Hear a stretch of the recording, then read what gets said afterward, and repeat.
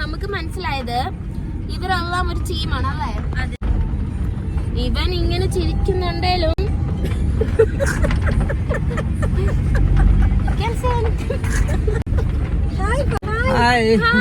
Hi പറയുന്നത് maximum ഇവര് പറ്റിക്കും നമ്മള്. അപ്പൊ എല്ലാരും ശ്രദ്ധിച്ചൊക്കെ പോവാ. ഈ മൊട്ട മുഖം കണ്ടാൽ നിങ്ങൾ ഓർത്ത് വെക്കുക.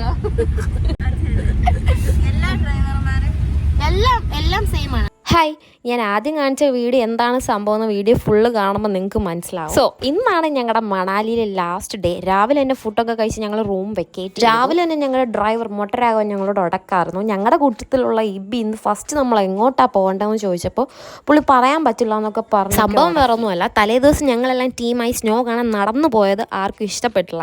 ഞങ്ങളുടെ കയ്യിൽ നിന്ന് ക്യാഷ് കിട്ടില്ല എന്ന് അവർക്ക് മനസ്സിലായതുകൊണ്ട് ഞങ്ങൾക്ക് ചെറിയ പണി തരാൻ വേണ്ടി ഓരോ ഡ്രൈവേഴ്സും പല പല ലൊക്കേഷനിൽ. അങ്ങനെ ഞങ്ങൾ ആദ്യം പോയത് അങ്ങ് മലയുടെ മുകളിലുള്ള ഒരു ആർട്ട് ഗ്യാലറിയിൽ. അവിടെ ആണെങ്കിൽ ഒറ്റ മനുഷ്യരില്ല, ടിക്കറ്റ് എടുക്കാൻ മാത്രം ഒരു ചേട്ടനുണ്ട്. ആക്ച്വലി ഞങ്ങൾ ഒരുമിച്ചായ അവർക്ക് കമ്മീഷൻ കിട്ടില്ല എന്ന് മനസ്സിലായതുകൊണ്ടാണ് എല്ലാവരെയും വേറെ വേറെ ലൊക്കേഷനിൽ കൊണ്ടുപോയി. ഞങ്ങൾക്ക് കാര്യം മനസ്സിലായി. ഞങ്ങൾ ഗ്രൂപ്പിൽ ലൈവ് ലൊക്കേഷൻ ഇട്ട് നേരെ കുളുവിൽ പോകാൻ പറഞ്ഞു. അവിടെ എല്ലാവരും വന്നു. ഇതാണ് ഞങ്ങളുടെ മണാലിയിലെ ലാസ്റ്റ് ഡെസ്റ്റിനേഷൻ എന്നാണ് പറഞ്ഞത്.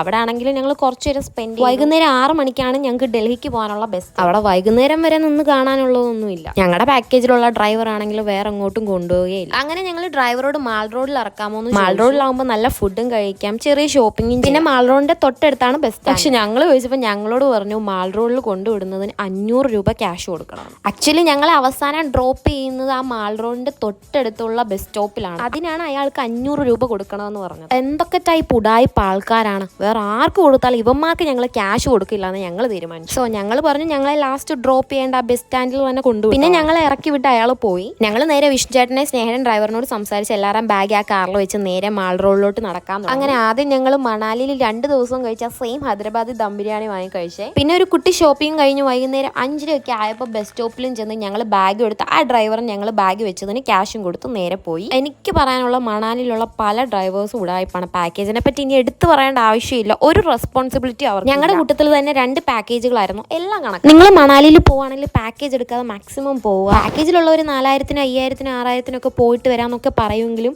അവിടെ ചെല്ലുമ്പോൾ ഇങ്ങനൊന്നും അല്ല. ഇനി പാക്കേജ് എടുക്കാതെ പോകുന്നതിനെ പറ്റിയുള്ള ഒരു ഡീറ്റെയിൽഡ് വീഡിയോ ഞാൻ ചെയ്യുന്നുണ്ട്. മണാലിക്ക് പോകാൻ ആഗ്രഹമുള്ളവർ അതൊന്ന് കണ്ടു നോക്കണം. വേറൊന്നും കൊണ്ടല്ല, ഞങ്ങൾക്ക് കുറേ മിസ്റ്റേക്ക് പറ്റി. അത് നിങ്ങൾക്കും വരാതിരിക്കാൻ വേണ്ടി ഒരു വീഡിയോ ചെയ്യണമെന്ന് ആഗ്രഹം. പോകാൻ താല്പര്യമുള്ളവർ വേണമെങ്കിൽ അതൊന്ന് കണ്ടോട്ടോ.